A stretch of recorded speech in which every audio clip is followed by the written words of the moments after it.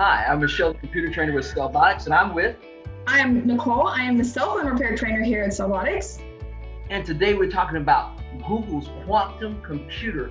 This thing is going to be amazing. I love this stuff. You know how much of a geek I am.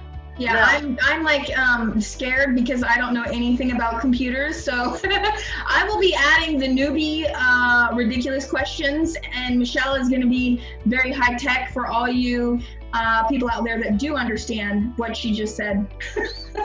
well, let's talk about quantum computing versus classical computing. When we talk about quantum computing, we know that computers operate in binary. That's zeros and ones, which is the state of electricity, on and off. So instead of operating in just binary like classical computers, it operates in quantum, which is quids. And quids actually simultaneously compute zeros and ones at the same time. So for a classical computer to do an algorithm, like a scientific algorithm, like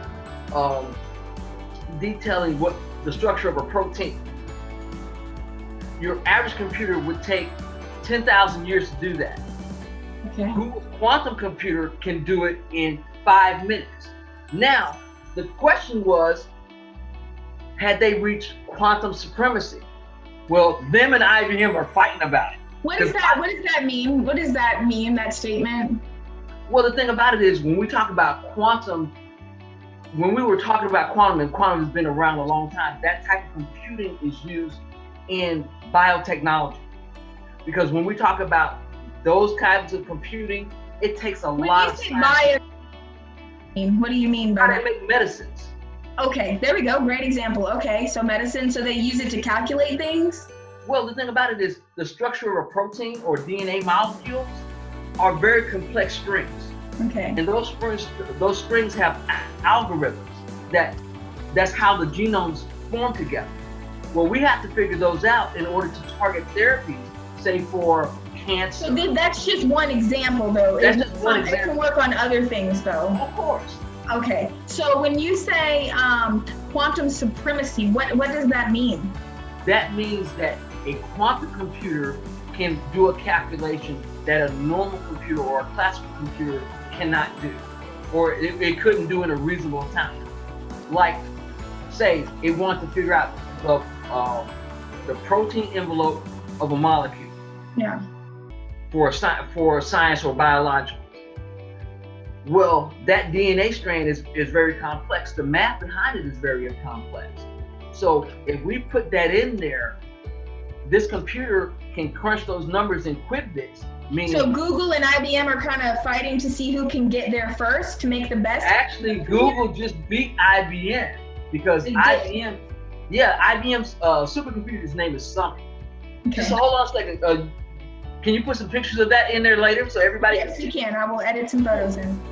And so the cool thing about that is with IBM Summit is 2.5 days slower than Google's Sycamore supercomputer. And so Google has actually gotten there faster in its computation. At first Google said IBM's computer, it would take it 10,000 years to figure out the same computation. But IBM put the algorithm in, it was only 2.5 days. But imagine when we talk about computers and hardware, because this is what I do, love hardware. A regular computer and that computer, and you'll show the picture, right? Mm-hmm. Yes. Mm-hmm. So to get a regular computer to do what a supercomputer would do, a regular computer would have to be the size of a city to make that type of computation. I mean, a city.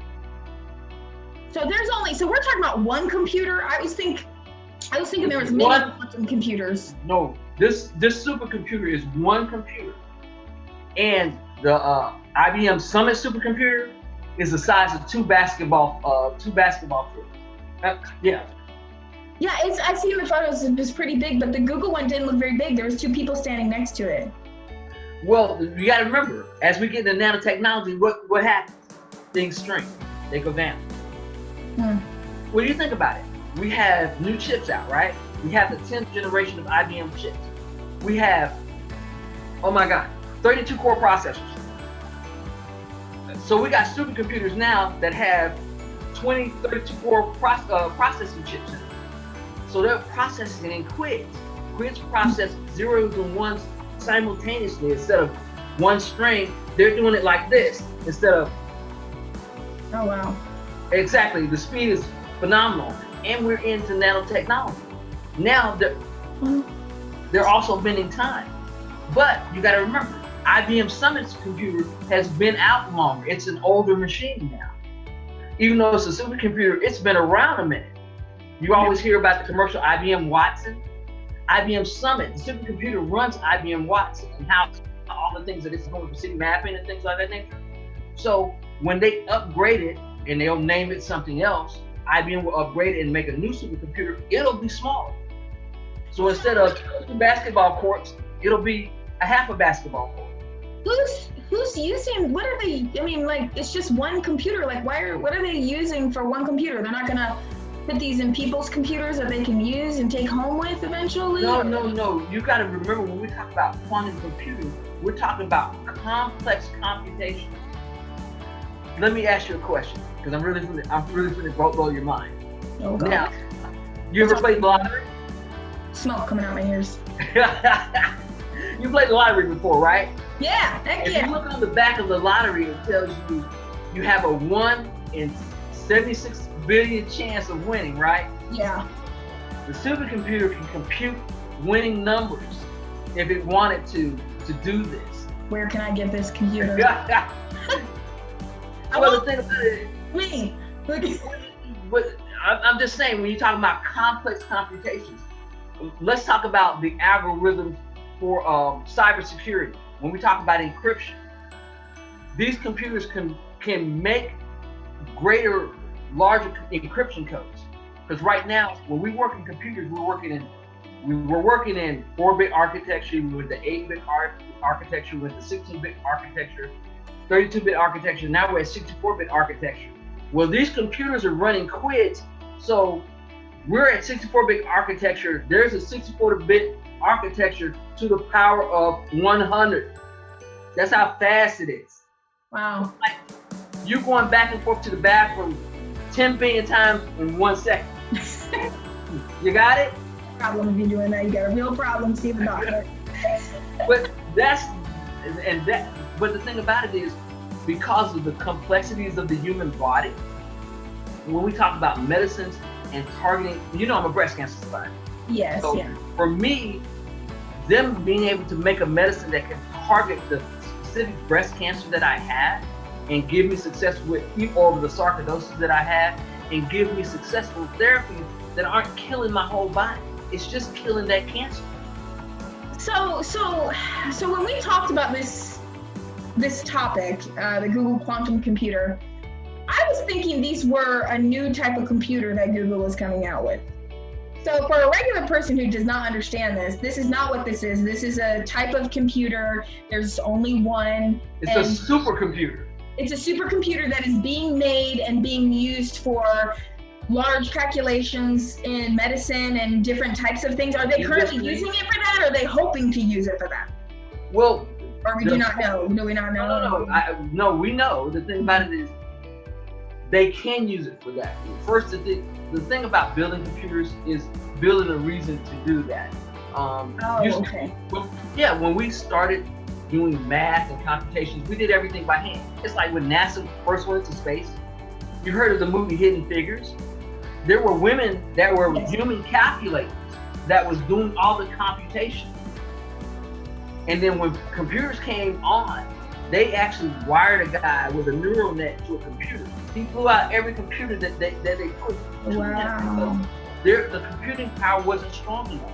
Now the computers are getting strong enough to match the human mind. Wow. So that's the goal with this computer, is just to calculate very difficult sequences and come to some sort of result. So, okay, so that helps, because I was thinking this was like a new computer type, but you know what? That shows how uneducated I am about computers. I will be sticking with cell phones. Yeah.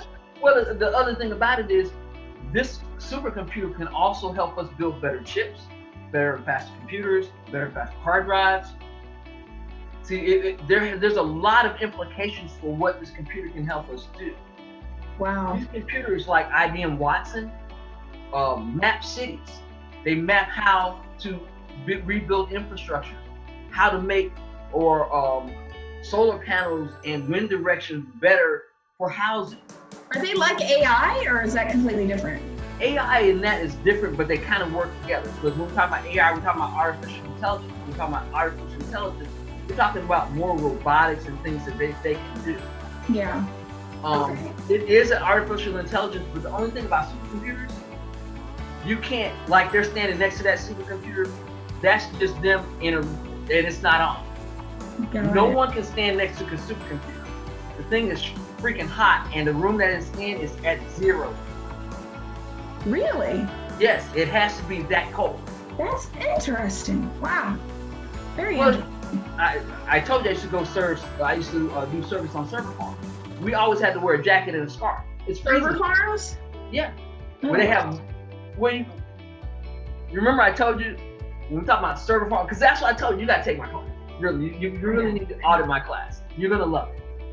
But when we talk about server farms, they have to be in very cold environments because those servers take a lot of energy, and if not, they would burn up. Well, a supercomputer, if it's not in a super cool room, it would burn up.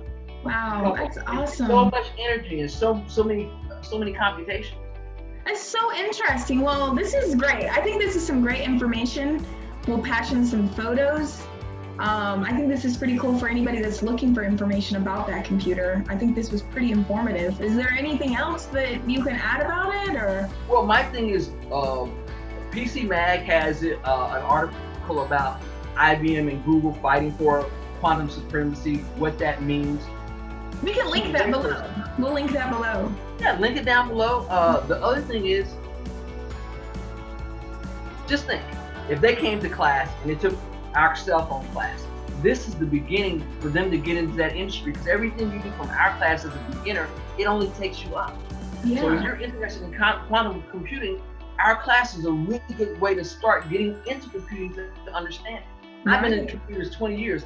I freaking love this. Every time there's something new that comes out, there's so much to read. There's always something to learn. And quantum computing, if you're interested in that, it's going to help us map the next shuttle to Mars. It's going to help us map the solar system. It's going to help us map, all the things we need as far as curing world hunger and how that happens. Wow. There's going to be a lot of things that supercomputing can help us do as we develop the technology. It's amazing. So if they want to get into the IT field, the Device Masters would be where it's at, because you're here. Absolutely. It's a really good start. It's a really good start, a really good investment, and it doesn't cost you $80,000 to go to college. Exactly. In our course, you can go to college and pay for your own, and you don't have to worry about student loan debt. There you go.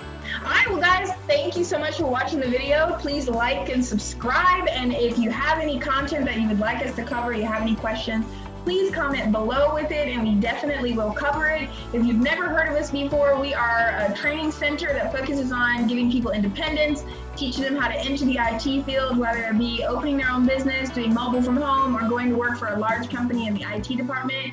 We have tons of videos, tons of review videos, tons of reviews on Google. So definitely you can follow us on Facebook. Just check us out, and we think you'd really see the value in taking our course. And I'm Nicole, and this is... I'm Michelle, the computer trainer, and I'm looking to see you in class.